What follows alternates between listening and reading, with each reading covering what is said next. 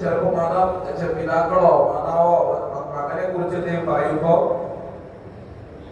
ചരിത്രത്തിൽ കാണാം, ഒരു മകന്റെ ഒരു മഹാൻ അടുക്കൽ വന്നുകൊണ്ട് ഒരു രക്ഷിതാവ് പറയുന്ന, ഉസ്താദേ, എന്റെ മകൻ നല്ല മധുരം കഴിക്കുന്ന ആളാ, ഉസ്താദ് ഒന്ന് ശരിയാക്കി. അപ്പോ ഈ ഉസ്താദ് പറഞ്ഞു, ഈ മഹാനവകൾ പറഞ്ഞു, കുട്ടിയെ ഇപ്പോ കൊണ്ടുപോകും, ഇപ്പൊ കൊണ്ടുപോയിട്ട് കുറച്ച് കഴിഞ്ഞിട്ട് കൊണ്ടുപോകാം, കുറച്ച് ദിവസങ്ങൾക്ക് ശേഷം. അങ്ങനെ അല്പ ദിവസങ്ങൾക്ക് ശേഷം വീണ്ടും കൊണ്ടുവന്നു. അങ്ങനെ കുട്ടിയോട് ഉപദേശിച്ചു, ഈ മഹാനവകൾ ഉപദേശിക്കാൻ മധുരം വല്ലാതെ കഴിക്കരുത്, പാകത്തിനെ കഴിക്കാവൂ. അപ്പൊ ഇതൊക്കെ കണ്ടു നിന്നൊരു വ്യക്തി ചോദിച്ചു, അല്ല, ഇതേ കാര്യം നിങ്ങൾക്ക് ആദ്യം വന്ന ദിവസത്തിൽ ചെയ്തുകൂടായിരുന്നോ എന്ന് ചോദിച്ചപ്പോ അപ്പോ ഈ മഹാനവകൾ പറയാൻ, അങ്ങനെ ചെയ്യാൻ പാടില്ല. കാരണം അന്ന് ആ കുട്ടിയെ ആദ്യമായി കൊണ്ടുവരുന്ന സമയത്ത് ഞാനും വല്ലാതെ മധുരം കഴിച്ചിരുന്ന ആളായിരുന്നു, എനിക്കും മധുരത്തോട് വല്ലാതെ താല്പര്യമുള്ള ആളായിരുന്നു.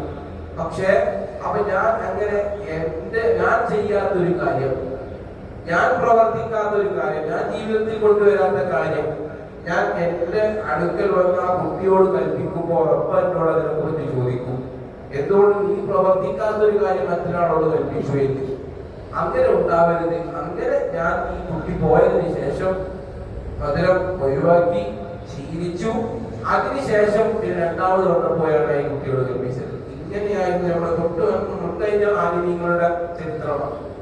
അല്ലാഹു സുബ്ഹാനഹു വ തആല അത്തരത്തിലൊക്കെ ജീവിക്കാൻ ഒരു തൗഫീഖ് നൽകട്ടെ. അപ്പോൾ നമ്മൾ മക്കളോട് കൽപ്പിക്കുമ്പോ, മക്കളോട് എന്തെങ്കിലും കാര്യത്തെ തൊട്ട് വിലക്കുമ്പോ അത് കൃത്യമായി നമ്മുടെ ജീവിതത്തിൽ ഉണ്ടാവണം എന്ന് നമ്മൾ സാധ്യപിടിക്കണം. അതല്ലെങ്കിൽ മക്കളെ ഈ കാര്യങ്ങൾ ചെയ്യുകയില്ല. മൂന്നാമതായി മഹാനവകളെ കുറിച്ച് പറയുന്നു, കുല്ലു മൻ തലബ മിൻഹു ശൈഅൻ മിമ്മാ റസഖഹു അല്ലാഹു തആല ലം യബ്ഖൽ ബിഹി. മഹാനവകളോട് ആര് എന്ത് ചോദിച്ചാലും, എന്തെങ്കിലും കാര്യം ആര് എന്ത് ചോദിച്ചാലും മഹാനവകൾക്ക് സാധിക്കുന്ന കാര്യമാണെങ്കിൽ അവർ പിശുക്ക് കാണിക്കുകയില്ല.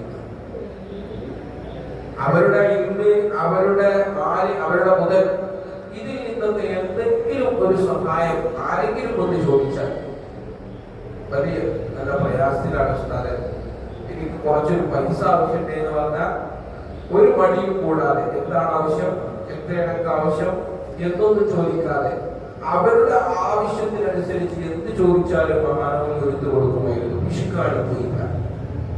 അത് ദൂരത്ത്